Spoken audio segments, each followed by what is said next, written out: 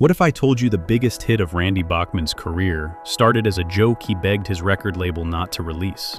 A silly track, recorded to tease his stuttering brother, somehow became a #1 smash, sold millions of records, and helped turn a struggling family band into one of the biggest rock acts of the 1970s. But that same success would ignite years of bitterness, lawsuits over the band's name, rival touring groups, and a family feud that lasted decades. To understand how it all went so wrong, we have to start years earlier, when Randy Bachmann walked away from the most successful band in Canada at the absolute height of its fame. In 1970, Randy Bachmann was living the dream every young guitarist imagined. As the lead guitarist and main songwriter for the Guess Who, he had just helped create one of the biggest rock songs in the world, American Woman.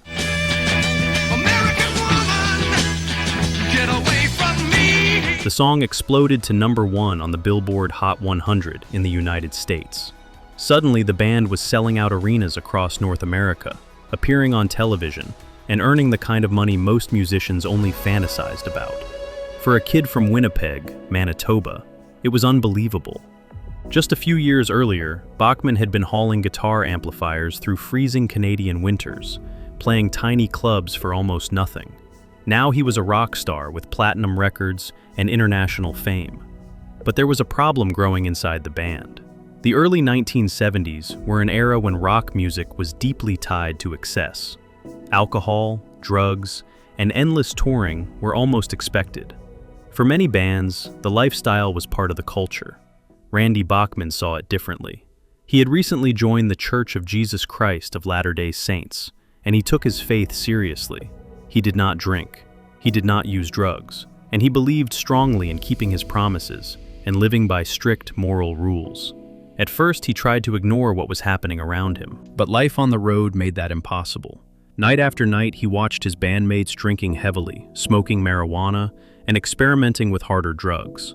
The tension slowly built until one day Bachmann finally confronted the group. He told them the substance abuse had to stop.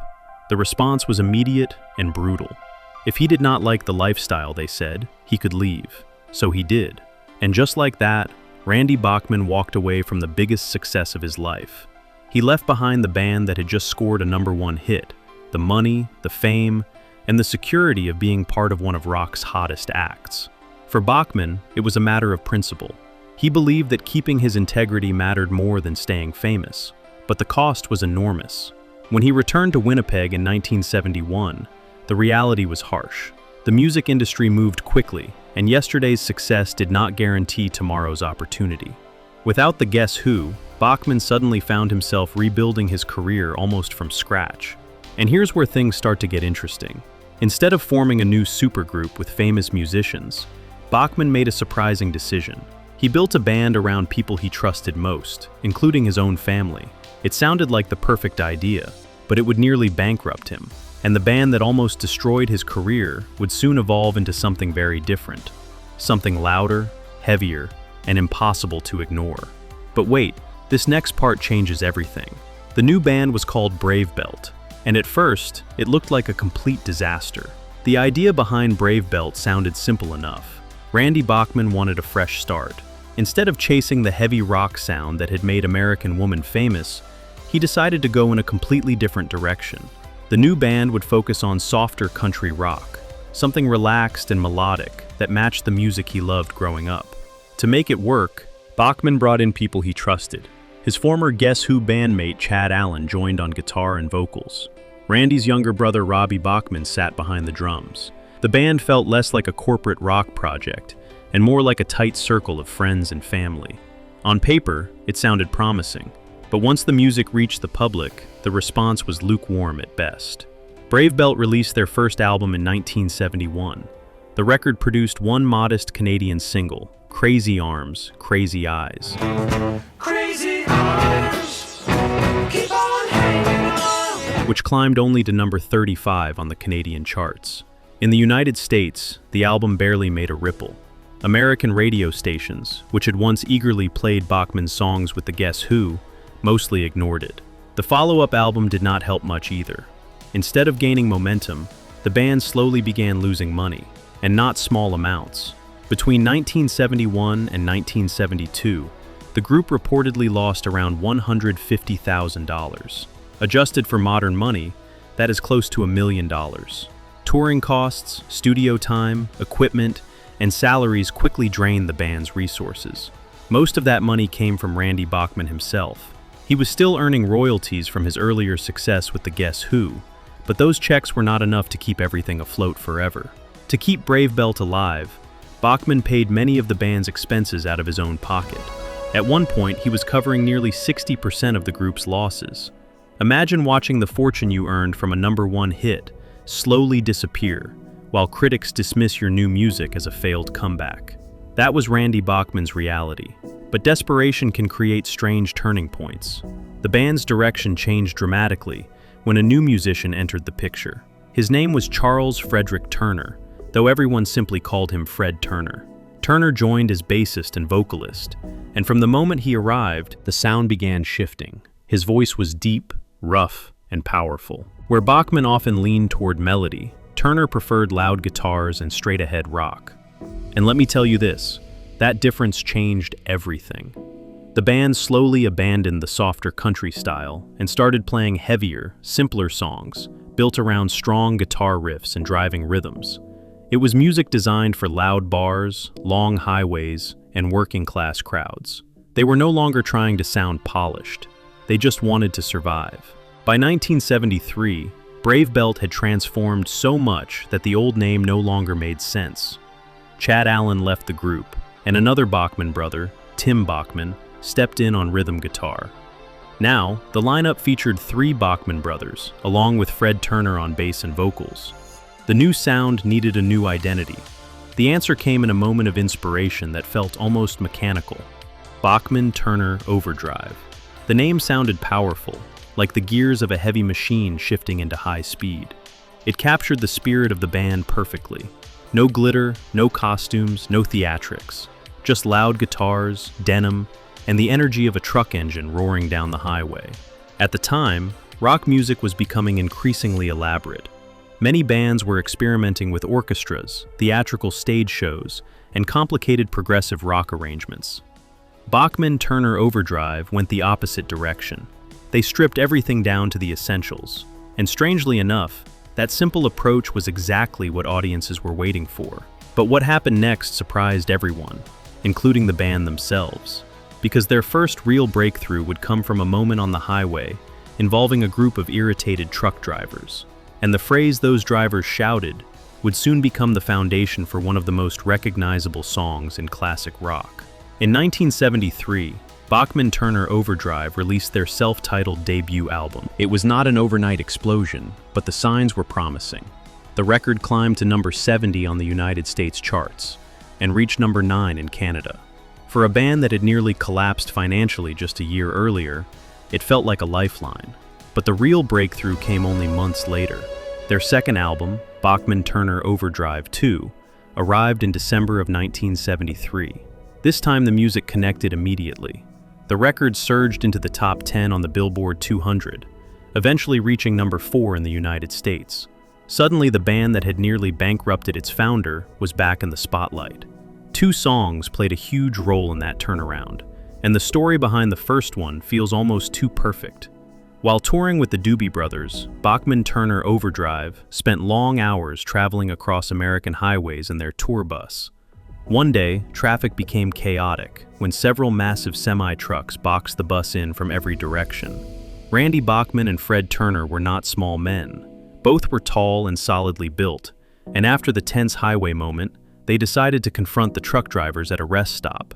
The conversation did not go as expected. Instead of apologizing, one of the drivers calmly told them to relax and stop worrying. Then, he delivered a simple piece of advice. Settle down and just let it ride. That phrase stuck in Randy Bachmann's mind. Soon, it became the backbone of a new song called Let It Ride.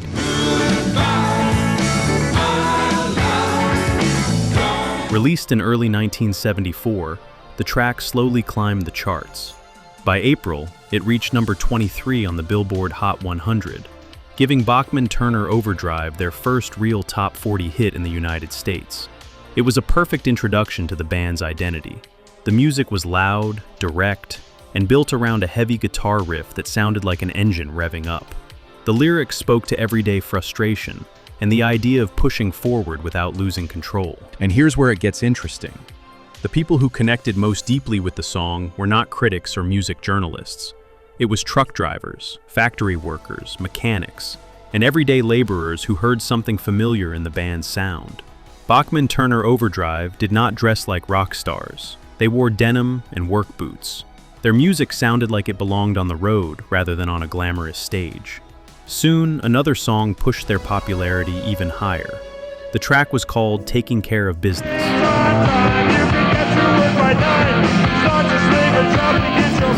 Unlike many rock songs filled with abstract lyrics, this one spoke directly about the routine of everyday work. The famous line about catching the train and arriving at the job by 9 felt instantly relatable to millions of listeners. Released in 1974, Taking Care of Business climbed steadily up the charts and eventually reached number 12 on the Billboard Hot 100. It remained on the chart for 20 weeks, longer than any other BTO single. Radio stations loved it, workers loved it. Even companies started using it in commercials because the message felt universal. The band that once struggled to sell records was now becoming the soundtrack of working-class America. But the momentum did not stop there. Later in 1974, Bachman Turner Overdrive released another album that would push them even further into rock history. The album was called Not Fragile.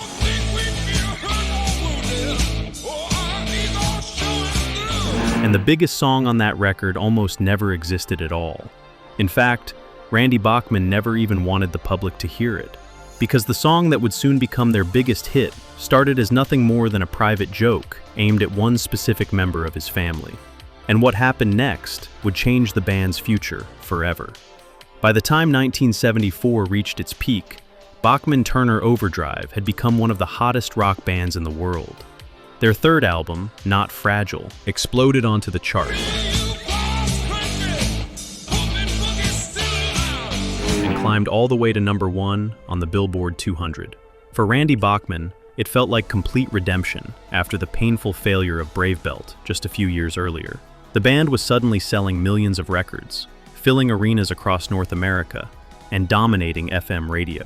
But the biggest song from Not Fragile almost never made it onto the album. The track was called You Ain't Seen Nothin' Yet, and the story behind it is almost unbelievable.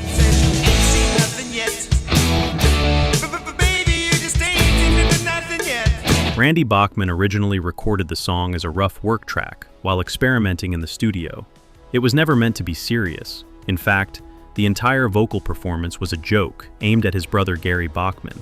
Gary had a stutter, so Randy exaggerated a stuttering vocal style while recording the demo, teasing his brother in a playful way that only family members might understand.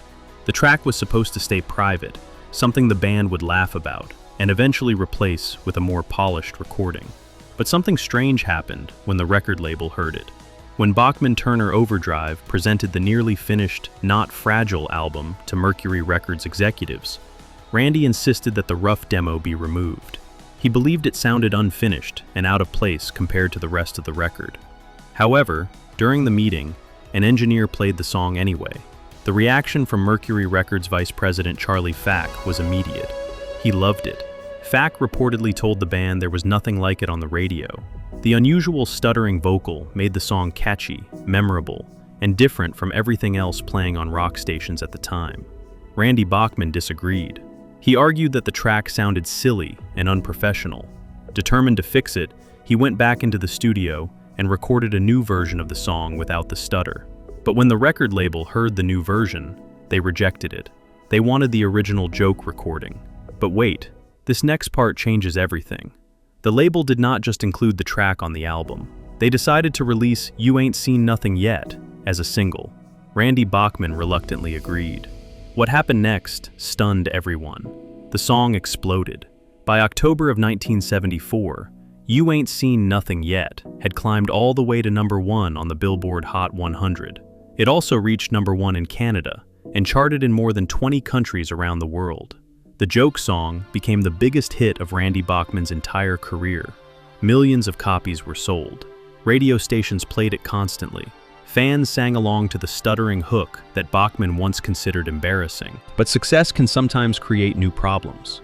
The record label now believed the band had discovered a formula that worked perfectly. Simple songs, heavy guitar riffs, and catchy hooks were exactly what the market wanted. For Randy Bachmann, that realization was unsettling. He had always seen himself as a serious songwriter who wanted to explore different musical ideas. But now the industry expected him to keep repeating the same style over and over again. And inside the band, tensions were starting to grow. Because while Bachmann was clearly the creative leader, the rest of the group had begun to feel like supporting players in a machine he controlled. The endless touring made everything worse. Night after night on the road, the pressure to deliver another massive hit slowly built into something heavier. And here's where it gets wild. The band was at the absolute top of the rock world. Yet behind the scenes, the brothers who built Bachman Turner Overdrive were beginning to turn against each other. At the height of their success, Bachman Turner Overdrive looked unstoppable. Their records sold millions, their songs dominated radio, and their tours packed arenas across North America. On the surface, everything seemed perfect, but behind the scenes, tension was growing inside the band. The problem was leadership. Randy Bachmann had always been the main creative force. He wrote most of the songs and shaped the band's sound. In the early years, that direction helped the group survive. But once success arrived, the dynamic began to feel different. To some members, especially his younger brothers, Randy's leadership started to feel like control. Months on the road made everything worse. The band toured constantly, moving from city to city with almost no rest. Studio sessions grew longer. Pressure from record labels kept building. And mixing family with business rarely ends smoothly. By the mid-1970s, the engine that powered Bachman Turner Overdrive was running hot. The band released Head On in 1975. The album sold well, but it did not capture the same lightning that made Not Fragile a phenomenon. Critics began saying the band's sound was becoming predictable. Still, the touring continued. Then came Freeways in 1977. This time, Randy Bachmann tried something different. The album leaned towards softer rock and country influences, instead of the heavy guitar sound fans expected. The reaction was mixed. Some listeners liked the change. Others felt the band had lost its edge. For Randy, the experience confirmed something he had been feeling for years. He was exhausted. The endless cycle of touring, recording, and chasing another hit had taken its toll. More importantly, he wanted stability for his wife and children. So in 1977, Randy Bachmann made another shocking decision. He walked away from the band he created. Without its primary songwriter and leader, Bachman Turner Overdrive struggled to continue. Bassist Jim Clench joined as a replacement, and the band released Street Action in 1978 and Rock and Roll Nights in 1979.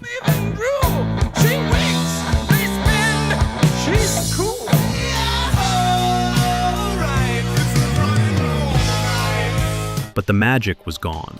At the same time, the music world was changing fast. Disco dominated radio. Punk rock exploded with raw energy. Compared to those new sounds, BTO's heavy boogie rock suddenly felt old. By 1980, the band officially disbanded. But the real conflict was just beginning. Because what followed was not just the breakup of a band. It was the beginning of a family feud that would last for decades. When Bachman Turner Overdrive officially split in 1980, fans assumed the story was finished. Bands break up all the time. Members drift apart, try new projects, and sometimes reunite years later for a nostalgic tour. But for the Bachman brothers, the breakup did not fade quietly. It turned personal. For years, tension had been building beneath the surface. Randy Bachmann had written many of the band's biggest songs, and naturally held a leadership role.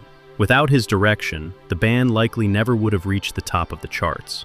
But from the perspective of the other members, especially drummer Robbie Bachman, the success belonged to everyone, and resentment slowly began to grow.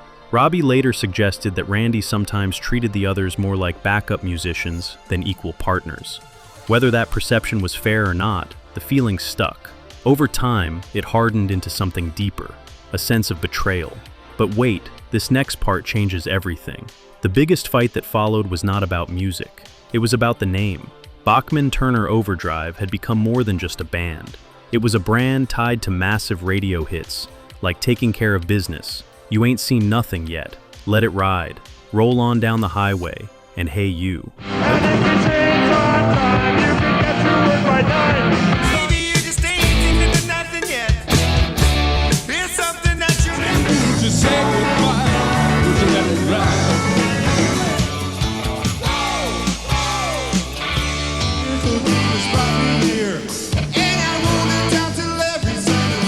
Those songs never disappeared from classic rock radio. Even years after the breakup, fans still wanted to hear them live. That meant reunion tours could be extremely profitable. But one question created a serious problem. Who actually owned the name Bachman Turner Overdrive? Throughout the 1980s and early 1990s, different versions of the band began appearing on tour. Sometimes Randy Bachmann led a lineup performing the classic songs. Other times, Robbie Bachman toured with musicians using the same name.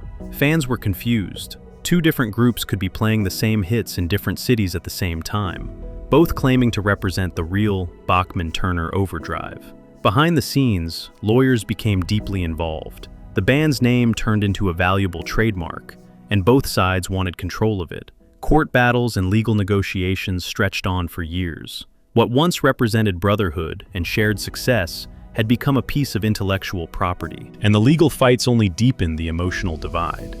By the early 1990s, Randy and Robbie were barely speaking to each other. Two brothers who once stood side by side in front of roaring crowds now lived completely separate lives, and the silence between them would last for decades. For decades, the brothers stayed apart. Rival versions of Bachman Turner Overdrive toured the nostalgia circuit, each claiming the real legacy. Now and then, brief reunions hinted at peace. The biggest came in 2014, when the classic lineup performed Taking Care of Business during their induction into the Canadian Music Hall of Fame. But the deeper wounds never fully healed. In January 2023, drummer Robbie Bachman died at 69. Months later, brother Tim Bachman also passed away. The long-hoped-for reconciliation never came. Yet the music endured. You Ain't Seen Nothing Yet